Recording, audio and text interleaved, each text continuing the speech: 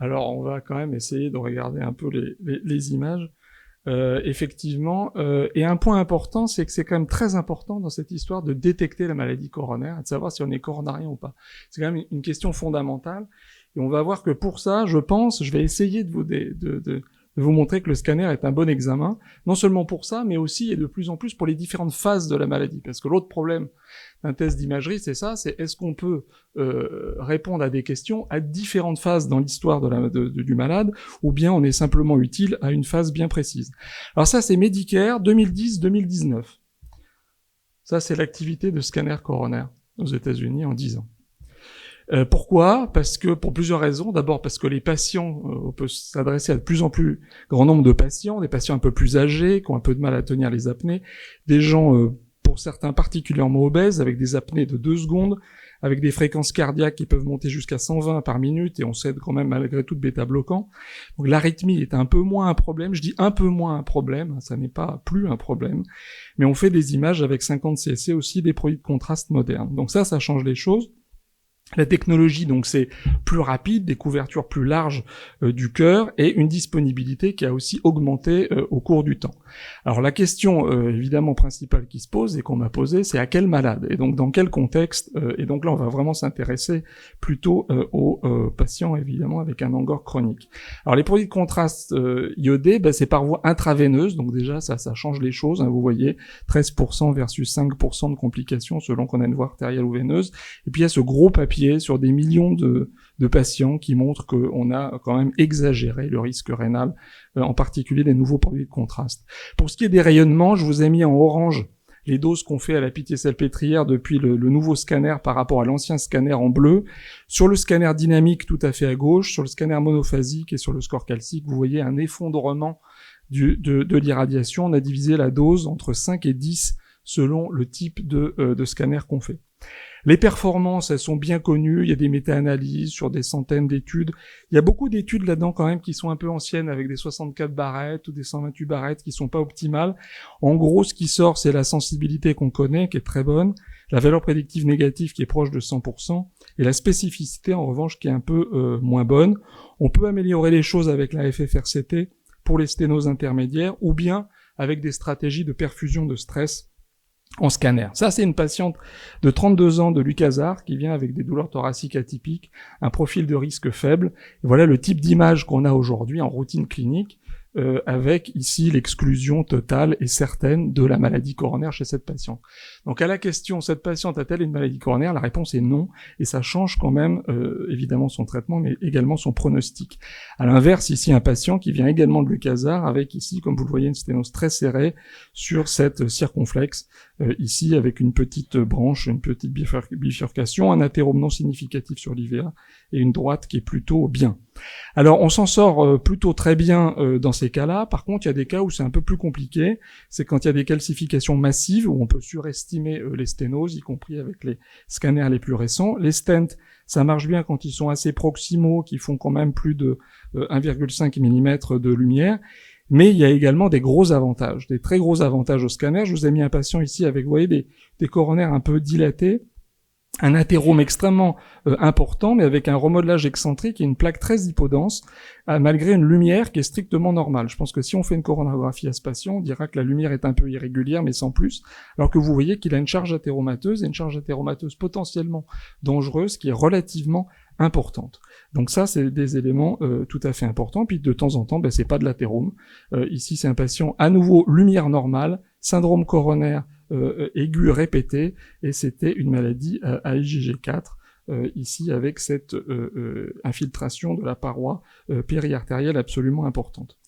Alors tout ça a été standardisé grâce à la classification CADRAS que vous connaissez, donc on doit tous parler le même langage, les sténos sont bien maintenant, la terminologie est bien établie et en termes de sténose, mais la grande nouveauté c'est également la caractérisation des caractères éventuellement vulnérables de la plaque, qui sont un peu plus subjectifs très clairement à analyser, mais qui sont, comme on le verra rapidement, potentiellement très intéressants. Et puis il y a également le coût-bénéfice. Alors le coût-bénéfice, il est là. En bas à gauche, en violet, c'est pas d'examen, donc ça coûte rien, mais ça a aucune performance. Et en haut à droite, vous avez la coronarographie, très performant, mais très coûteux. Et là, le scanner, c'est presque la coronarographie, et ça coûte beaucoup, beaucoup moins cher. Et c'est entre autres sur ce diagramme que dans les guidelines de NICE au UK, le scanner est passé en première ligne il y a maintenant quelques années. Et puis, il y a aussi des données d'outcome maintenant qui sont importantes. Il y avait l'étude Promise chez les patients où on testait stratégie anatomique en scan versus fonctionnelle avec une équivalence entre les deux. C'était en 2015. Et puis, il y a l'étude de la Scott Hart, évidemment, très importante étude avec un follow-up de 5 ans qui montrait que le scanner diminuait la mortalité cardiovasculaire et un MACE combiné d'événements importants, d'événements hard cardiovasculaires, en utilisant le scanner, en rajoutant le scanner au standard of care. Quand on regarde en détail le trial discharge, donc c'était pratiquement 4000 patients, dont 56% de femmes qui étaient randomisées et par contre qui n'étaient évidemment pas en aveugle, avec un follow-up de 3 ans et demi, il y avait une équivalence en termes de... Là, on a l'impression qu'il y a moins d'événements dans le groupe scan, mais c'était pas significatif. Il y avait en revanche moins de complications per-procédurales ou post-procédurales en utilisant le scanner. Quand on regarde en détail dans Promise, ce qui est plus intéressant encore, c'est qu'on voit que chez les patients qui ont des tests anatomiques qui sont finalement faiblement anormaux, c'est-à-dire qu'on n'est pas dans la normalité, on n'exclut pas totalement la maladie coronaire. Il y a une maladie coronaire, mais elle est modérée. Il y a une valeur pronostique tout à fait importante de ça, ce qui n'est pas le cas des tests fonctionnels. On voit bien que les tests fonctionnels sont positifs quand la maladie est plus avancée. Donc on bénéficie avec le coroscanner très clairement d'un test anatomique qui permet de voir ces maladies coronaires à des stades précoces, particulièrement intéressants chez les sujets plus jeunes ou a priori à plus faible risque cardiovasculaire. Alors comment est-ce qu'on s'en sort en termes d'indication et à quels patients? Aujourd'hui, les dernières recommandations, c'est 1A en première ligne pour les patients avec ou sans coronaropathie connue qui présentent une douleur thoracique stable, typique ou atypique.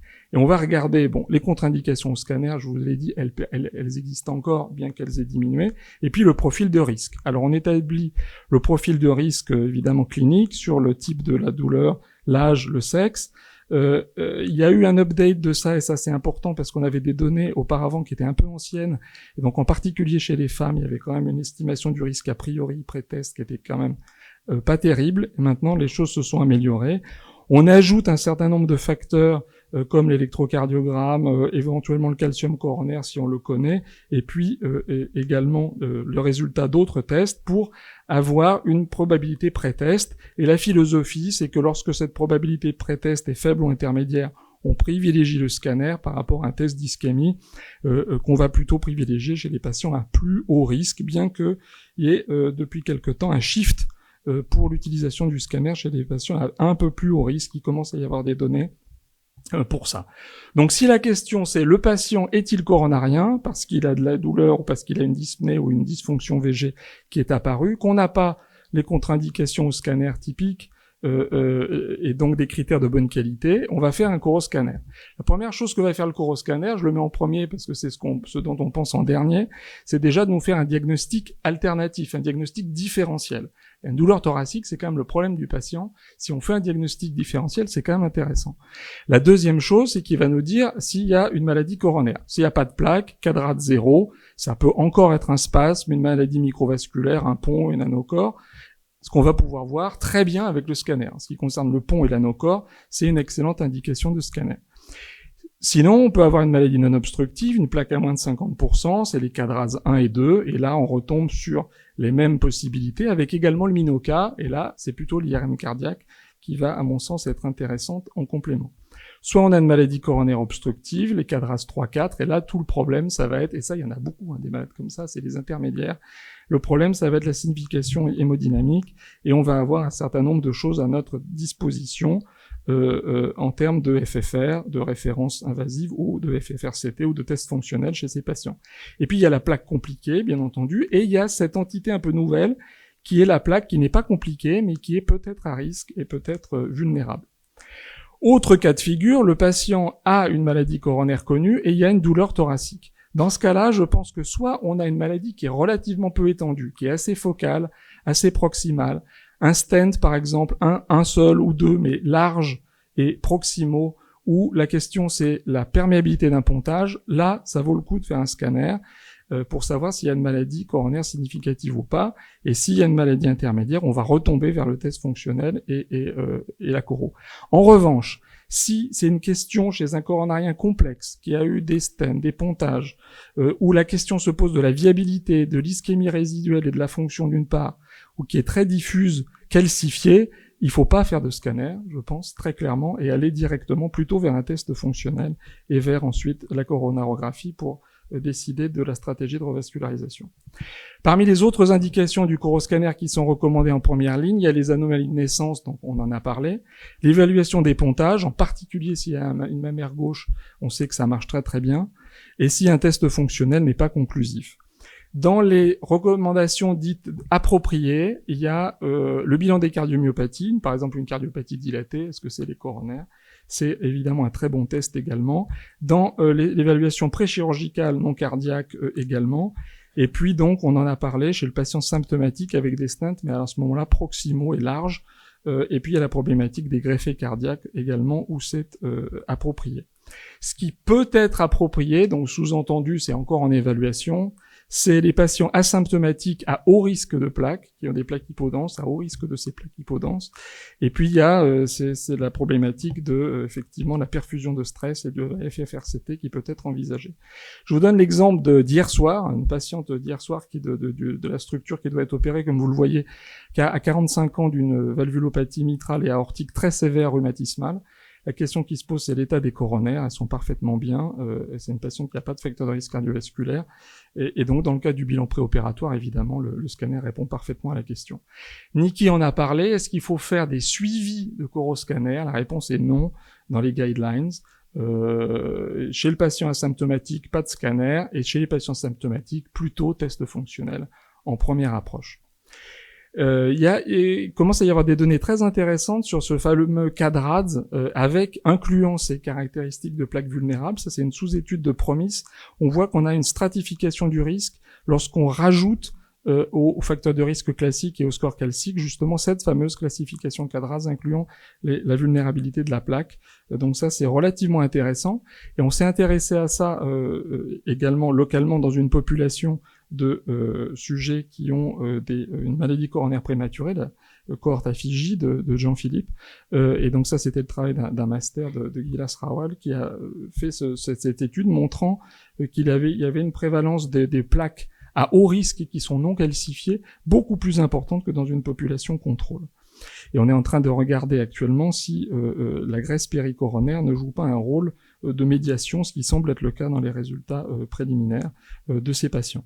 Il y a une étude intéressante qui a été faite dans la Scott Hart pour regarder justement cette plaque hypodense, potentiellement à risque, et lorsqu'elle dépasse 4% de l'ensemble de l'athérome coronaire, il y a une augmentation du risque de x5 d'infarctus du myocarde dans le suivi de ces patients. Donc très clairement, à l'avenir, quand on aura la possibilité et les outils pour mesurer de façon fiable ces données, on aura probablement des données nouvelles intéressantes. Donc en conclusion, le rôle du scanner dans les syndromes coronaires chroniques, c'est un examen anatomique de première ligne pour détecter, quantifier et caractériser l'athérome coronaire avec une grande précision. Ça permet de faire un diagnostic différentiel de douleur thoracique, ça paraît simple, mais il faut vraiment pas oublier cet aspect. Et puis, il y a des cas particuliers où c'est intéressant, l'endocardite infectieuse, quand on a évidemment un sepsis, le pré, le post-opératoire, un bilan de CMD, les MINOCA, avec l'IRM, c'est intéressant. Et puis sur le risque cardiovasculaire, au niveau de l'individu, on y est, ça marche bien. Au niveau de la plaque, on n'y est pas encore, et c'est encore en investigation. Il reste qu'il y a des difficultés malgré tout, les patients massivement calcifiés, les stents de petit calibre, et les évolutions de réseau natif de patients pontés, ça reste quand même des choses un peu challenging. Je vous remercie pour votre attention. Merci Alban. 3 petites questions pratiques. Ça prend combien de temps de faire un scanner coronaire? Alors ça prend plus de temps pour réussir à avoir un rendez-vous et pour positionner le patient sur la table que pour faire le scanner lui-même. Le scanner lui-même aujourd'hui c'est 2 secondes d'acquisition proprement dite et à peu près ça se fait en moins d'un quart d'heure au total. Comme une coro quoi. Et l'iode? L'iode, ce que je vous ai montré c'est 50 cc. D'accord. 3e question. De 350. On peut baisser la concentration. Est-ce qu'on voit les érosions de plaques? Parce que tu me dis les MINOCA, bon le scanner c'est bien. Mais c'est vrai que parfois, on a des patients qui ont des vraies non-stémies, qui reviennent avec des scanners normaux et qui ont d'authentiques érosions de plaques qu'on voit à l'OCT. Alors, exactement. Alors, on n'a pas du tout la résolution, évidemment, de l'OCT. Néanmoins, on voit quand même des plaques compliquées. C'est pas évidemment un recrutement qu'on a forcément. Il nous est arrivé d'avoir des patients de Lucasard, parfois pour douleur thoracique, qui avaient un authentique syndrome coronaire aigu. On voit très bien le thrombus. Ça, c'est sûr. Et on voit quand même des irrégularités de la plaque et on voit surtout de l'hémorragie à l'intérieur des plaques. Ça, c'est des choses qu'on voit très bien. Donc, la plaque compliquée, oui. Évidemment, on n'a pas la résolution pour regarder la chape fibreuse. Mais le scanner de dernière génération qui arrive, c'est 200 microns. On va encore s'améliorer. Ce sera toujours pas l'OCT, bien sûr. Mais on va encore s'améliorer. Je pense qu'on est en train petit à petit d'aller vers une imagerie de la plaque vraiment fiable. Les niveaux d'irradiation sont très faibles. Est-ce que chez les patients à haut risque, pour pas dire à très haut risque, qui démarrent d'ailleurs souvent la maladie de manière prématurée, on ne peut pas imaginer d'avoir des stratégies de scan à répétition, ce que tu as condamné dans ta conclusion, hein, mais on impose à des gens à haut risque digestif d'avoir des coloscopies tous les 5 ans. Est-ce que pour les hauts risques coronaires, il ne faudrait pas faire un coroscan tous les 5 ans? Alors merci pour cette question qui est tranchée par la négative actuellement dans les guidelines, c'est vrai. Néanmoins, il y a des catégories de patients et c'est bien ce qu'on voit quand on a regardé ces jeunes coronariens.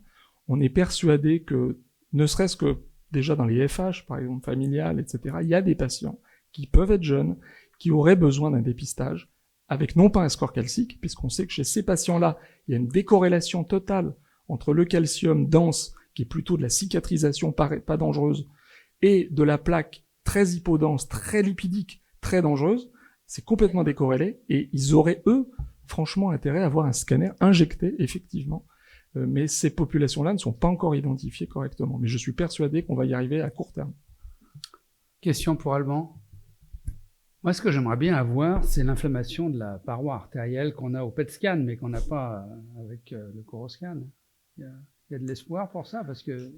Alors, il y a ce qui est publié beaucoup, et ça fait il y a un peu de hype autour de ça, c'est une version un peu indirecte, c'est de dire si on a une inflammation active de la paroi, on va avoir également une infiltration inflammatoire de la graisse péri-artérielle, et donc c'est les travaux d'Antoniades, Charles Ambos à Oxford, sur cette fameuse index de la graisse, de densité de la graisse péri-artérielle comme marqueur de risque. C'est assez intéressant, ça demande pour l'instant des méthodes qui sont pas diffusées, et on verra ce que ça donne, mais c'est quand même très prometteur. Et alors, le scanner FFR, en routine, c'est pour quand? Alors, le scanner FFR avec l'amélioration de l'anatomie, c'est vraiment extrêmement intéressant. Aussi pour les sténoses multiples qui sont pas serrées, mais qui sont en tandem, ou qui donnent ces pertes de charge et qui sont clairement le témoin d'une significativité hémodynamique. Moi, je crois beaucoup, c'est vraiment une technique très intéressante. Le problème, c'est que c'est complètement verrouillé par une société américaine, comme vous le savez, qui est allée jusqu'à réussir à obtenir au UK une mention de son nom dans la guideline, et le remboursement qui va avec, ce qui est absolument unique, et qui verrouille par 150 brevets, patents qui ont été déposés pour l'instant les choses. Donc nous, on travaille avec Siemens, entre autres, là-dessus. Ils ont tout arrêté parce qu'ils sont en procès. Tout le monde est en procès avec Heartflow là-dessus. Donc c'est un petit peu compliqué pour cette raison-là. Mais on commence à avoir des nouveaux logiciels qui quand même arrivent et qui vont nous permettre de déverrouiller cette situation. Business is business. Stéphane? Une petite question, merci beaucoup Alban, pour le diagnostic et le suivi des dissections spontanées. Parce qu'on sait, c'est avec peut-être jusqu'à présent, c'était pas vraiment recommandé. L'OCT, l'imagerie intracoronaire était prévalente, mais là, si tu nous fais rêver avec une amélioration considérable de la résolution, est-ce que ça serait pas l'examen de première intention initial et dans le suivi pour éviter les dissections iatrogènes? Je vois où tu veux en venir, effectivement, et ça peut être une population de femmes jeunes, éventuellement, chez lesquelles on veut tester ça. Le nouveau scanner, c'est 200 microns. Franchement, à 200 microns, on voit vraiment bien les choses. Et je pense que ce serait un excellent examen pour prouver la perméabilité d'une artère et le suivi. On en a suivi quelques-uns, mais un petit peu des cas de chasse au cas par cas. On voit très bien le recollement du flap coronaire et le suivi avec la disparition totale à la fin et l'intégration à la paroi du flap, l'hématome qui disparaît. Donc, avec les scanners actuels, je pense qu'avec le comptage photonique, on aura vraiment la possibilité de faire également ces patients. Donc, une nouvelle indication pour l'USIC.